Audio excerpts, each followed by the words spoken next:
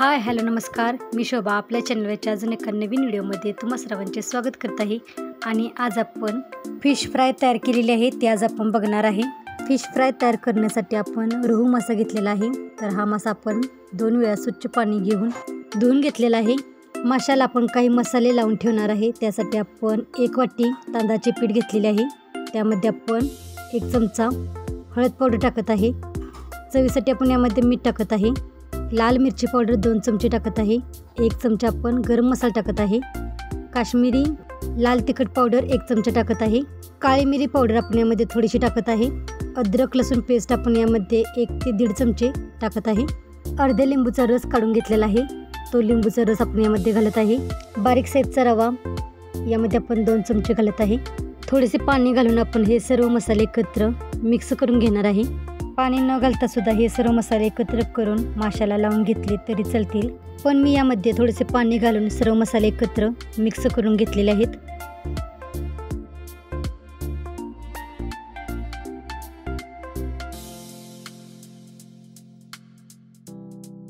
एक माशाचे तुकडे घेऊन आपण सर्व मसाले माशाला चांगले एकत्र मिक्स करून दोन्ही बाजूंनी लावून घेणार आहे।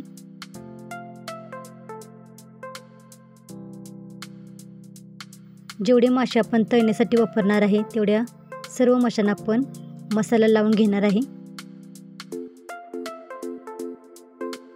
तर अशा पद्धतीने आपण सर्व माशांना मसाला लावून घेतलेला आहे आणि हा मसाला लावून घेतलेला मासा आपण 15-20 मिनिटे मुरत ठेवणार आहे। मासे तळून घेण्यासाठी आपण तव्यामध्ये तेल घालत आहे। गरम तेलामध्ये तव्यामध्ये जेवढे मासे बसतील तेवढे आपण तळण्यासाठी सोडणार आहे। तर या ठिकाणी पहिल्यांदा मी 3 मासे तळण्यासाठी सोडलेले आहेत।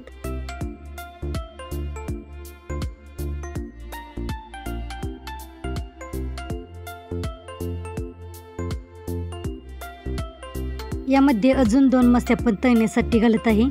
मासे आपण दोन्ही बाजूंनी खरपूस भाजून घेणार आहे। खालची बाजू आपण भाजून घेतल्यानंतर पलटी करून आपण दुसरी बाजूही भाजून घेणार आहे।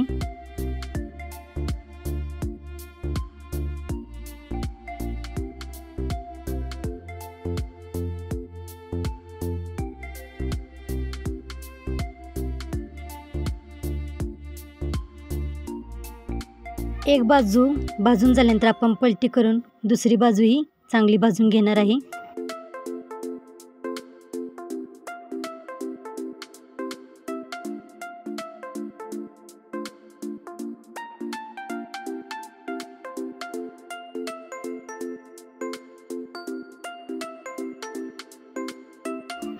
बारीक गॅसच्या आचेवरती आपण खरपूस मासे भाजून घेणार आहे।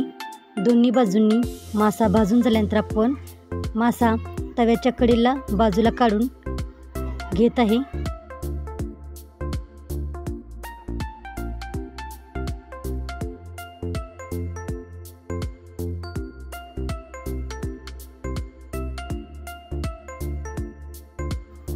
तळलेले मासे तव्याच्या बाजूला कडेला लावून आपण आता राहिलेल्या तेलामध्ये राहिलेला मासा तळून घेत आहे।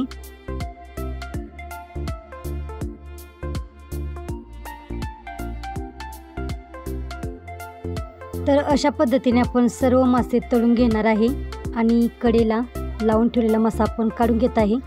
तर हा मासा आपण दोन्ही बाजूने चांगला तळून घेतलेला आहे। तळून घेतलेले मासे आपण एका ताटामध्ये काढून घेत आहे। अशा पद्धतीने आपण सर्व मासे तळून घेणार आहे। तर आजची रेसिपी कशी वाटली ती कमेंटमध्ये नक्की सांगा। चॅनेलला अजून सबस्क्राईब केलं नसेल तर चॅनेलला सबस्क्राईब करा आणि आजची रेसिपी कशी वाटली ती कमेंटमध्ये सांगा आणि लाईक आणि कमेंट करायला विसरू नका। आणि वेळात वेळ काढून रेसिपी पूर्ण बघितल्याबद्दल धन्यवाद।